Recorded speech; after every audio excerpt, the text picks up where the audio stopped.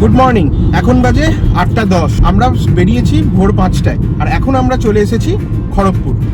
Up to Kolaghat পর্যন্ত রাস্তার conditions বা ডিটেলড ইনফরমেশন আমার আগের ভিডিওতে আছে। যদি এখনো পর্যন্ত দেখে না থাকেন তাহলে দেখে নিন। ভিডিওটা কেমন লেগেছিল সেটা অবশ্যই কমেন্ট করতে ভুলবেন না। আর এখন খড়গপুর থেকে আমরা চলে এসেছি NH49-এ। আপনারা যখন কলকাতার দিক থেকে আসবেন তখন খড়গপুরের ঠিক আগে 3টে সেপারেট রাস্তা পাবেন। একটা চলে যাবে মেদিনীপুরের দিকে, আর একটা চলে যাবে বালাসোরের দিকে, আর এই রাস্তাটা আসছে ঝাড়গ্রামের দিকে। এখনো পর্যন্ত আমরা চলে এসেছি 115 কিলোমিটার। আমাদের ফার্স্ট ডেস্টিনেশন ঘাগড়া ওয়াটারফলস, এবং সময় লাগবে 2 থেকে 2.5 ঘন্টা। আর বারবার আমরা করছি। আমার সাথে রয়েছে দেবাশিস। Hello everybody. দেবাশিস এই খড়গপুর থেকে চালাচ্ছে। খড়গপুর পর্যন্ত আমি চালিয়ে নিয়ে এসেছিলাম। আজকে আমরা কভার করব প্রায় 500 কিলোমিটার।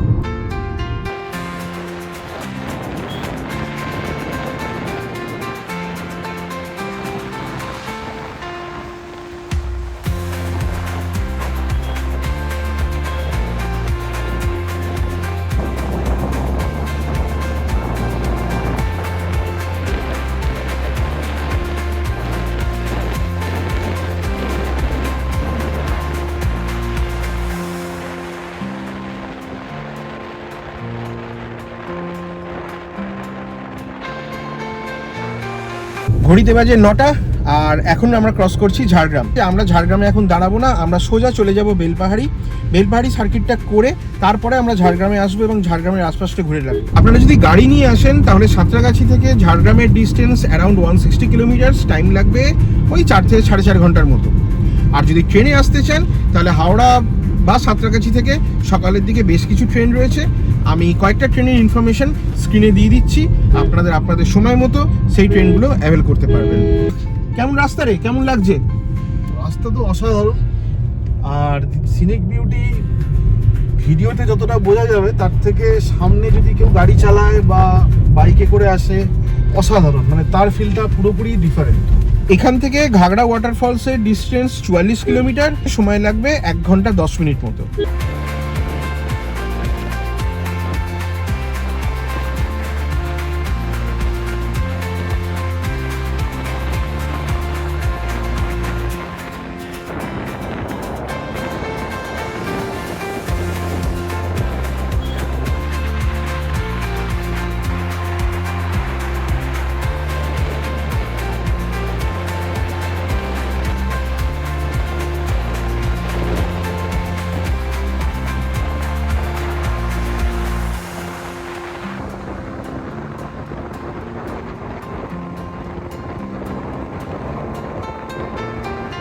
ঘড়িতে বাজে 10:10, আর আমরা চলে এসেছি বেলপাহাড়ি।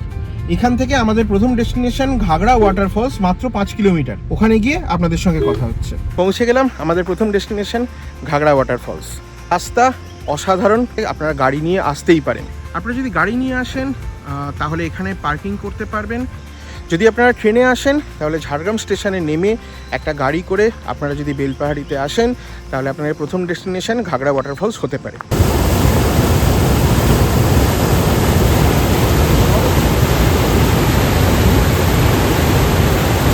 জলের ফোর্সটা একবার দেখবেন।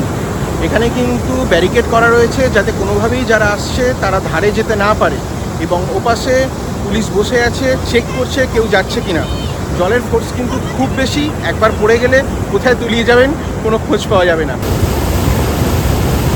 এই ফলসের জল আসছে তারাফেনী ড্যাম থেকে, যেটা এখান থেকে 5 কিলোমিটার দূরে, এবং ওই তারাফেনী ড্যাম তারাফেনী নদীর সঙ্গে কানেক্টেড, এবং সেই তারাফেনী নদী অ্যাকচুয়ালি কানেক্টেড কংসাবতীর সাথে। জলের ফোর্স কিন্তু মারাত্মক।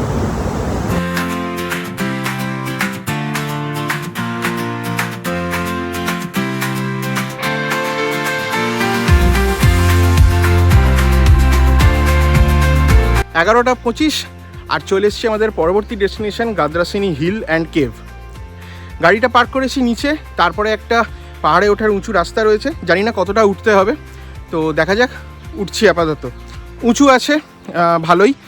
যদি আপনাদের শারীরিক কোনো প্রবলেম থাকে হাঁটুতে বা কোমরে তাহলে ট্রাই করবেন না। কোনো সিঁড়ি বা সেই অর্থে কোনো রাস্তা নেই। এটা পুরোপুরি একটা পাথুরে রাস্তা, একদম ন্যাচারাল বা অর্গানিক যাই বলেন সেটাই।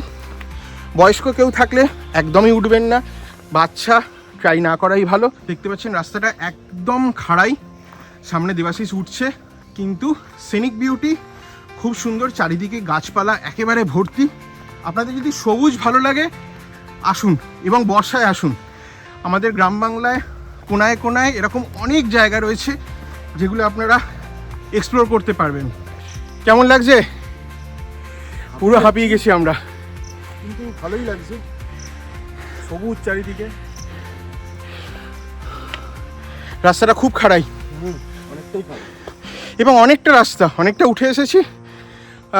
সামনে দেখতে পাচ্ছি লোকজন উঠছে, তার মানে এখনও রয়েছে। পুরোপুরি জঙ্গলের মধ্যেই রাস্তা।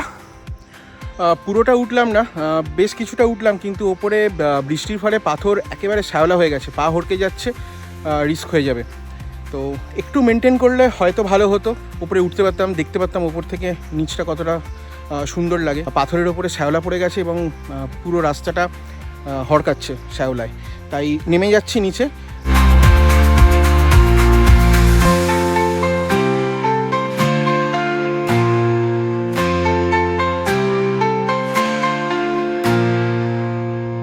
এসে গেছি আমাদের পরের ডেস্টিনেশন খান্দারিণী লেক। বেলপাহাড়ি থেকে যদি আপনারা সোজা আসেন তাহলে এটার ডিস্টেন্স 10 কিলোমিটার।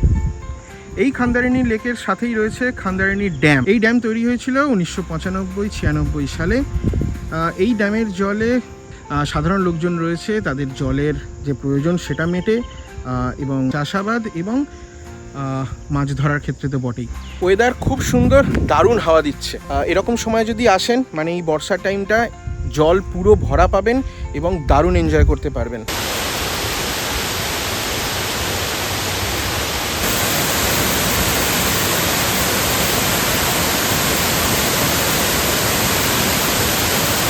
যদি আপনারা এক রাত এবং দুদিনের জন্য ঝাড়গ্রামের প্ল্যান করেন তাহলে সব থেকে ভালো হয়।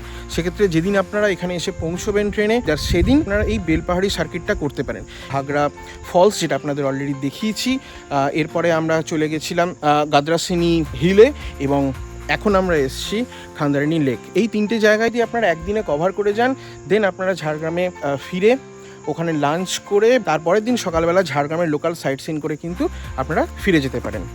অল্টারনেটিভলি আপনারা যেদিন এখানে আসছেন সেদিন যদি ঝাড়গ্রামের লোকাল সাইট সিনটা করেন, তাহলে পরের দিন সকালবেলা এই বেলপাহাড়ি সার্কিটটা করে বিকেলবেলা ঝাড়গ্রামের যে কোনো ট্রেন ধরে আপনারা কিন্তু ওভাবে হাওড়া পৌঁছে যেতে পারেন। তো এক রাত দুদিনের জন্য এটা প্রপার পারফেক্ট একটা প্ল্যান। কিন্তু আমরা গাড়ি করে এসেছি, আমাদের হাতে সময় অনেক কম রয়েছে, তো আমরা চেষ্টা করছি একদিনেই যতটা আপনাদের ঘোরানো যায়। বেলপাহাড়ি সার্কিটে এটাই আমাদের লাস্ট ডেস্টিনেশন। এখান থেকে আমরা ফিরে যাব আবার ঝাড়গ্রামে।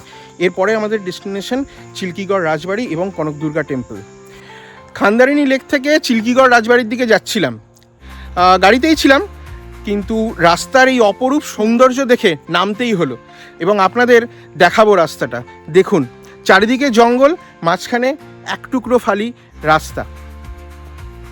এই রকম রাস্তায় গাড়ি চালাতে গিয়ে নামতে হবেই। গাড়ির মধ্যে থেকে এই রাস্তার সৌন্দর্য আপনার উপভোগ করা সম্ভব নয়। এখান থেকে চিল্কিগড় রাজবাড়ি আর বেশি দূর নয়, 3 থেকে 4 কিলোমিটার, কিন্তু এখন শুধু উপভোগ করুন নিস্তব্ধতাটা।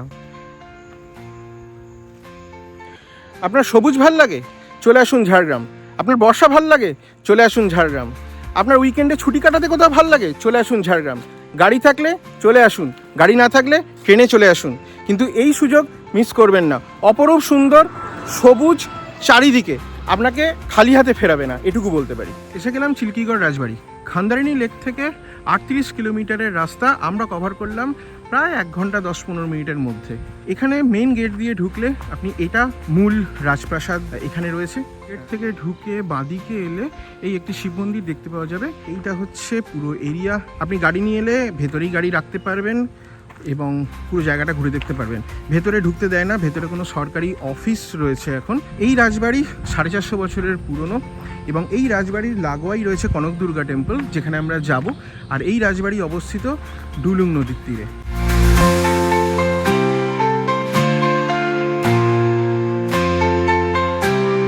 এবার সময় কিছু খাওয়া দাওয়া করার। ঘড়িতে 3:15 চলে এসেছি আমরা চেতনা ইকো ভিলেজ রিসর্ট। এখানে আমরা থাকবো না। আমরা যখন চিল্কিগড় রাজবাড়ির দিকে যাচ্ছিলাম তখনই আমরা খাবারের অর্ডার দিয়ে দিয়েছিলাম, সেই অনুযায়ী ওনারা খাবারটা রেডি করে রেখেছেন। তো আগে খাওয়া দাওয়া করি, তারপরে দেখি আর কোথায় যাওয়া যাবে, কারণ আলো অনেকটাই কমে এসেছে মেঘলা হওয়ার কারণে। তো কতটা আর কভার করতে পারবো, কোন কোন জায়গাগুলো আপনাদের আর দেখাতে পারবো শিওরলি বলতে পারছি না। পুরো গাছে ভরা জায়গাটা, এর মধ্যে দিয়েই খেতে বসার জায়গা, রেস্টুরেন্ট। চলুন ওখানে যাওয়া যায়। খেতে বসে গেছি, বেলা অনেক হয়েছে। আজকে আমরা নিয়েছি একটা মাটন থালি, একটা দেশি চিকেনের থালি। থালিতে রয়েছে ভাত, ডাল, কুরকুরে আলু ভাজা, মিক্স সবজি, চাটনি, পাঁপড়, টক দই। এবার এর সাথে আপনি মাছ নিলে মাছ, ডিম নিলে ডিম, বা যা চিকেন নিলে চিকেন। ভাত, ডাল, সবজির স্বাদ নর্মাল যেরকম ইন জেনারেল হয়ে থাকে। এবারে চিকেন আর মাটনটা টেস্ট করবো, আপনাদের জানাচ্ছি কেমন লাগবে। খাওয়ার বাকি রিভিউটা বাইরেই দিতে হবে। খেতে খেতে হঠাৎ লোডশেডিং হয়ে গেল এবং ভেতরটা এতটাই অন্ধকার যে আর ভিডিও করতে পারলাম না। তো খাওয়া কমপ্লিট হয়ে গেছে, বাইরে বেরিয়ে এসেছি। চিকেন বা মাটন অ্যাভারেজ, খুব আহামরি খেতে নয়। দেশি চিকেন মিল বা মাটন মিল যদি আপনি নেন তাহলে 400 টাকা, যদি নর্মাল চিকেন হয় তাহলে সেটা 300 টাকা, এগ বা ফিশ মিল হলে সেটা 250 টাকা, এবং ভেজ মিল হয় তাহলে সেটা 150 টাকা। এনাদের থাকারও ব্যবস্থা রয়েছে, রুম রেন্ট শুরু 2000 থেকে সেটা আপ টু 3000, 3500ও রয়েছে। এর মধ্যে ব্রেকফাস্ট এবং মর্নিং টি ইনক্লুডেড। যদি আপনারা প্যাকেজে থাকতে চান, মানে ফুডিং লজিং একসাথে, সেক্ষেত্রেও এনারা প্যাকেজ করে দেবেন। সেক্ষেত্রে পার ডে পার হেড 1600 থেকে 1700 টাকা ভ্যারি করবে, ডিপেন্ডিং আপন আপনি কী খাবার চুজ করছেন বা কী খাচ্ছেন। বৃষ্টিটা শুরু হয়েছে, আবার বেরিয়ে যাব, বেশিক্ষণ এখানে থাকবো না, কারণ আজকে 5 জুলাই, আজকে উল্টো রথ। আর ঝাড়গ্রামের মেন টাউনে রথ বেরোলে রাস্তা বন্ধ হয়ে যাবে শুনছিলাম। চিল্কিগড় রাজবাড়ি দেখার পর যখন কনকদুর্গা টেম্পলের কাছে যাচ্ছিলাম, যেটা একদমই কাছে, মাঝখানে ডুলুং নদী পেরোবার একটা ব্রিজ রয়েছে। জল এতটাই বেড়ে গেছে, সেই জল ব্রিজের ওভারফ্লো করে গেছে, যার ফলে গাড়ি ঘোড়া পুরোপুরি বন্ধ। আমাদেরকে পুরো রাস্তা ঘুরে আবার আসতে হয়েছে, যার ফলে কনকদুর্গা টেম্পলে আমরা যেতে পারিনি। যেটা 20 মিনিটের রাস্তা, সেটা আমাদের প্রায় 2 ঘন্টা কভার করতে হয়েছে। পুরো ঘুরে এসে আমাদের এখানে খাবার বলা ছিল অ্যাকচুয়ালি, আমরা যেহেতু খাবার বলে দিয়েছিলাম তাই এখানে এসে লাঞ্চটা করলাম। তো আর কনকদুর্গা টেম্পলের দিকে যাব না, এবারে মেইন ঝাড়গ্রাম টাউনের দিকে যাব। দেখব কি আর খোলা রয়েছে এখনও পর্যন্ত। যেহেতু রথ, সেহেতু অনেক জায়গায় হয়তো এখন বন্ধ হয়ে যাবে, যেহেতু বিকেলের দিক হয়ে গেছে। তো যাই ওদিকে, দেখা যাক কী খোলা রয়েছে এবং আপনাদের কোন কোন জায়গাগুলো ঘুরে দেখাতে পারি।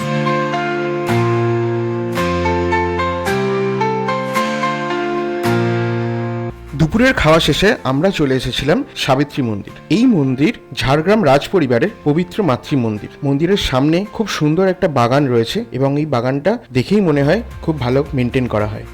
এই মন্দিরে 350 বছর ধরে আজও নিত্য পূজা হয় নিষ্ঠার সঙ্গে। সাবিত্রী দেবী এখানে দেবী দুর্গা ধ্যানে পূজিতা হন। দুপুর 12টা থেকে বিকেল 4টে পর্যন্ত এই মন্দির বন্ধ থাকে। তো আপনারা এলে 12টার আগে আসবেন অথবা 4টের পরে।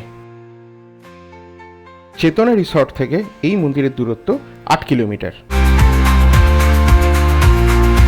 সাবিত্রী মন্দির থেকে 1 কিলোমিটার দূরত্বেই রয়েছে ঝাড়গ্রাম রাজবাড়ি।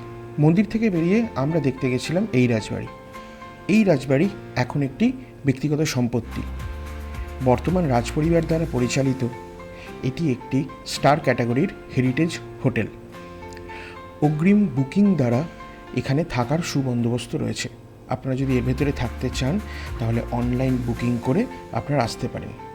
সাধারণ মানুষদের ভেতরে ঢুকতে দেয় না, তাই আমরা বাইরে থেকে দেখেই ফিরে এসেছিলাম। এখন এসেছি ঝাড়গ্রাম ট্রাইবাল মিউজিয়ামে। এটি সোমবার সম্পূর্ণ বন্ধ থাকে এবং অন্যান্য দিন 11টা থেকে 5টা পর্যন্ত খোলা থাকে। 5টা যেহেতু বেজে গিয়েছে, আজকে এটা বন্ধ হয়ে গেছে। তবে আপনারা যদি এখানে আসেন অবশ্যই হাতে সময় নিয়ে আসবেন, যাতে এর ভেতরে ঢুকতে পারেন এবং আদিবাসীদের বিভিন্ন জিনিসপত্র যেটা মিউজিয়ামে রাখা রয়েছে সেগুলো আপনারা দেখতে পারেন। তবে যদি এটা বন্ধ থাকে তাহলেও ক্ষতি নেই, বাইরের পরিবেশটাও খুবই সুন্দর। জঙ্গলের মাঝখানে এই জায়গাটা তৈরি করেছে ওয়েস্ট বেঙ্গল গভর্নমেন্ট। বাইরেটা ঘুরে দেখতে পারেন এবং জায়গাটা উপভোগ করতে পারেন।